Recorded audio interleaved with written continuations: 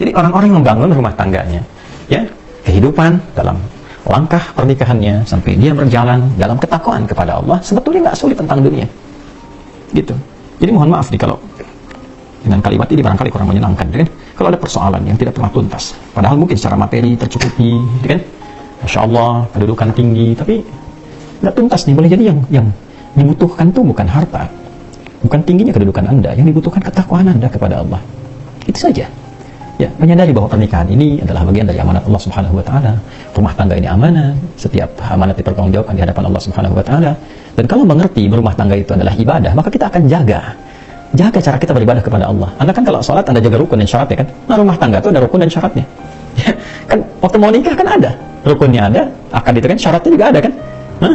Bukan cuma mahar kan, dan 2 saksi itu kan. Nah, kemudian juga ijab qabul dan sebagainya. Itu kan terpenuhi. Nah, itu pembukanya.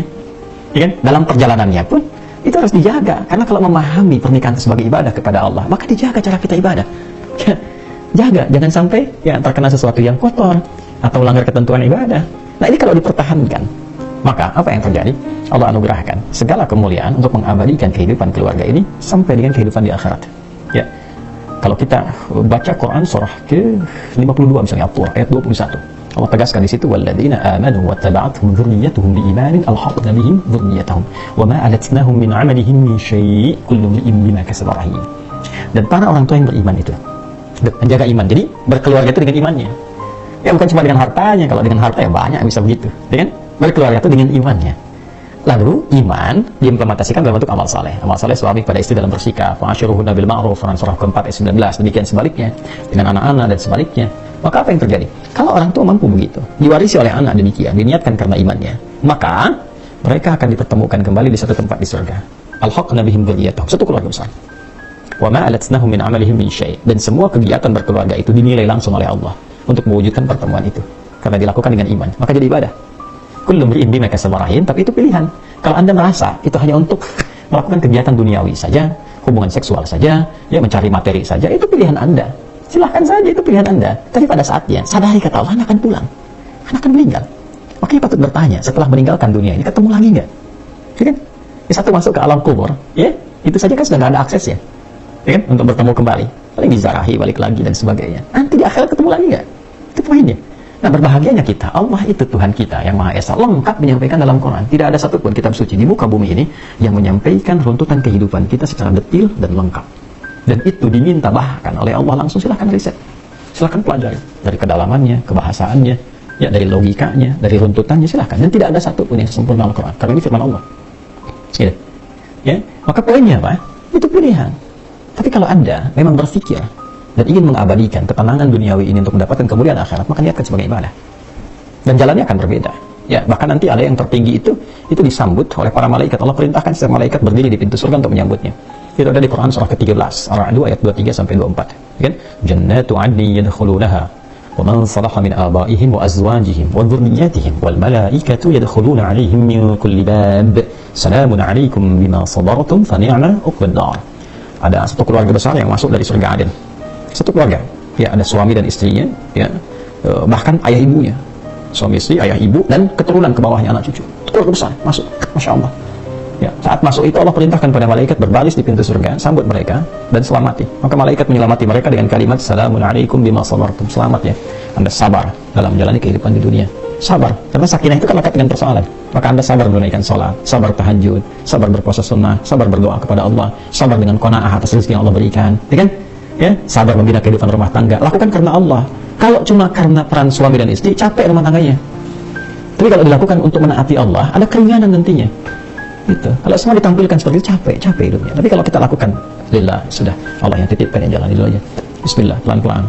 Dia akan ketemu jalannya, Allah akan arahkan pada kebaikan yang mendekatkan kita kepada Allah. Itu poinnya. Ya. Maka malaikat mengatakan Salamun alaikum bima sabartum. Sekarang nikmati hasilnya. Fa ni'ma 'uqbad dar.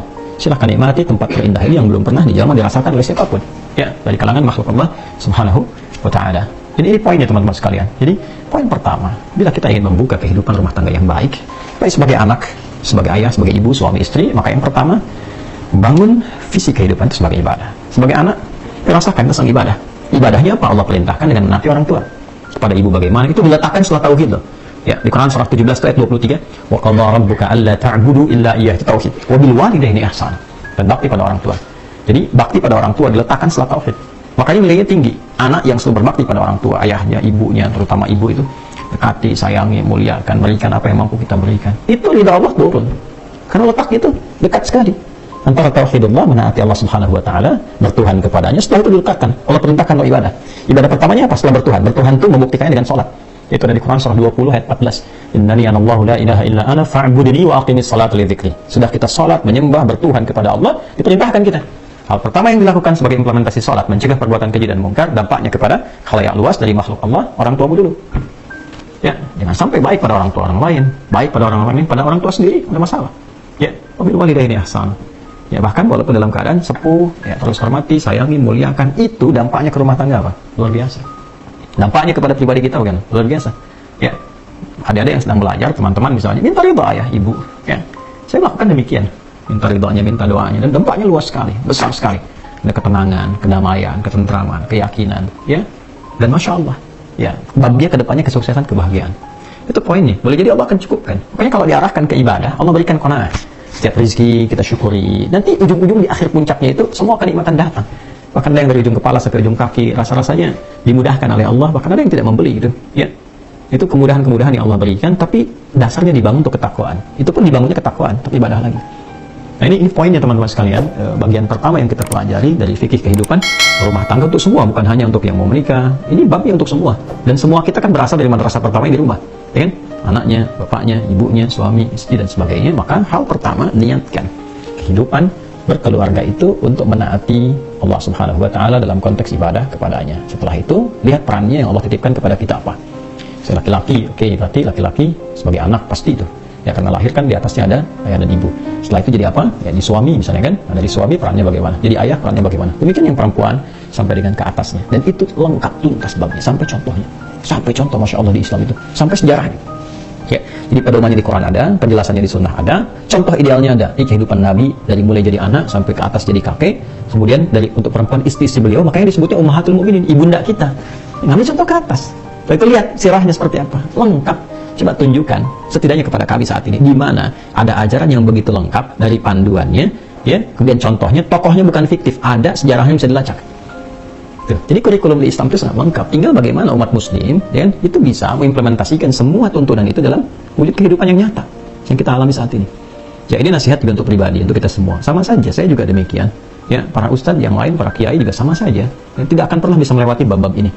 Ya, apa dikira misalnya bahkan seorang nabi pun tidak punya persoalan dengan istrinya, kan? Ya, bahkan kalau tarik ke atas, ya tarik ke atas lagi. Era-eranya misalnya bahkan jauh ke Nabi Nuh alaihissalam. Dan persoalan pertama ketika Nabi Adam diciptakan kan dengan pasangan. Ya, di tempat latihan di surga itu kan dengan pasangan juga. Nah, itu pasti akan turun ke bawahnya. Ya, babnya banyak sekali kalau kita teruskan lagi, banyak sekali. Ada suaminya sukses, setan datang lewat suami, mental datang ke istri. Hati-hati.